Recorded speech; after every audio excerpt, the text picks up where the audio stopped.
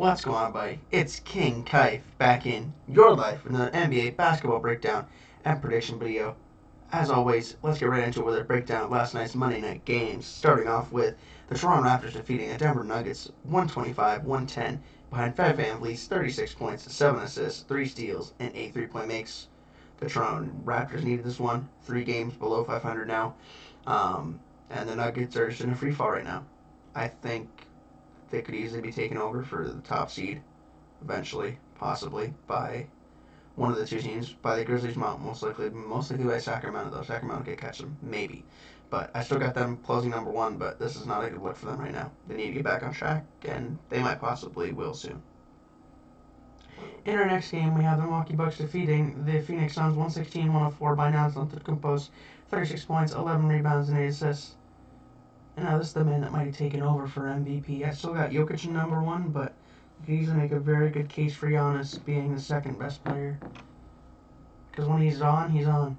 Speaking of when he's on, Anthony Davis and the LA Lakers defeated the New Orleans Pelicans 123-108 behind Anthony Davis' 35 points and 17 rebounds.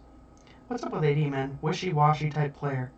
He needs to get more locked in and be like this more games if they want to have any chance of getting into the playoffs. In our next game, we have the OKC Thunder defeating the Brooklyn Nets 121-107 behind Shai Gilgeous-Alexander's 35 points, 7 rebounds, and 4 assists. Great game from him. And they could easily get into the play-in. But right now they're in the playoffs. But I think they might slide down a little bit more, but they should still be in the play-ins. It'd be crazy to see them in the playoffs. It would be really cool to see them. A good dark horse to watch out for. In our next game, we have the Wizards defeating the Detroit Pistons 117-97 behind Bradley Beal's 36 points, 6 rebounds, 7 assists, and 4 3-point makes. And right now, Wizards are just trying to stay deadlocked with everybody from 9 to 12, I believe. They're trying to stay in that range. Stay above it, most likely, if they can. But they just got to get good seeding enough to be in the play-in. That's where their team is trying to be. It's not where every team's trying to be. Every team's trying to be in the playoffs, but not every team can be in the playoffs. In our next game, we have the San Antonio Spurs defeating the Orlando Magic 132-114 behind Jeremy Sohan's 29 points, 11 rebounds, and 3 3-point makes. Great game from him. He'll be a great young star in the making for sure. I got him he's going to be like a Dennis Rodman type player, just able to get more points. In our next game, we have the New York Knicks destroying the Portland Trail Blazers 123-107 behind Emmanuel Quickley's 26 points, 10 rebounds, and 4 3-point makes. In our last and final game, we have Caris LeVert and the Cleveland Cavaliers defeating the Charlotte Hornets 120-104 behind Caris LeVert's 22 points, 4 rebounds, 7 assists, 4 steals, and 4 3-point makes. Now that is how you fill the stat sheet in every single category. He is what I like to call a PBG, a professional bucket getter. There's a lot of those type of guys in the league, and he's one of them, and he showed why. Now let's get into our Wednesday night predictions. Starting off right here with the Mavericks taking on the Spurs.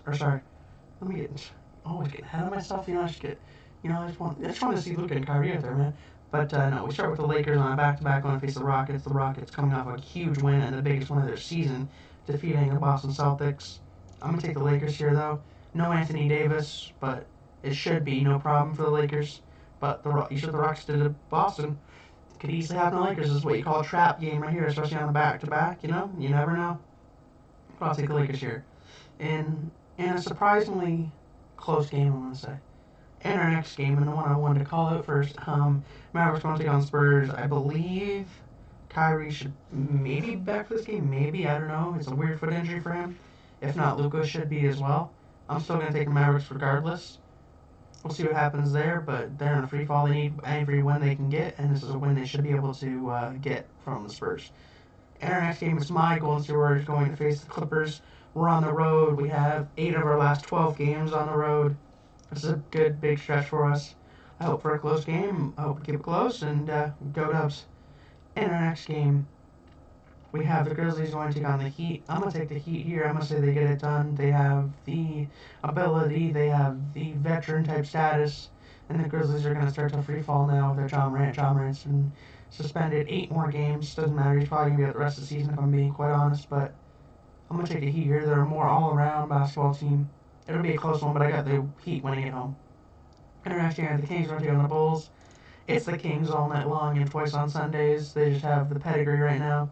They're the way far superior team, and I'm going to say they get it done here against the Bulls.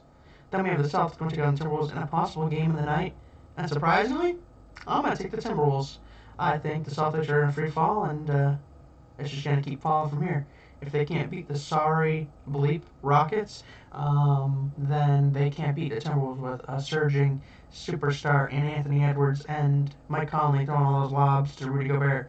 It'll be a close one, but I got the Timberwolves winning at home. And a big win for them, as they do need it, because they're in that bunched up Western Conference division. In our last and final game, we have the 76ers going to take on the Cavaliers. Can Philly and Embiid keep up their dominance? Can the Cavaliers bounce back in a bigger way on a back-to-back? Can they beat the Hornets? Easy win for them. And can they bounce back and beat a bigger team in the Eastern Conference and beat 76ers? I think it'll be close because the Cavaliers are home and the Cavaliers play better at home. I know Donovan Mitchell sat last night, so he'll be raring to go tonight. It's a toss-up. It's a really big toss-up. I'm going to edge towards the 76ers. I don't know why. I think it'll be close, and I really wouldn't be surprised if the Cavs shock the 76ers and beat them here tonight.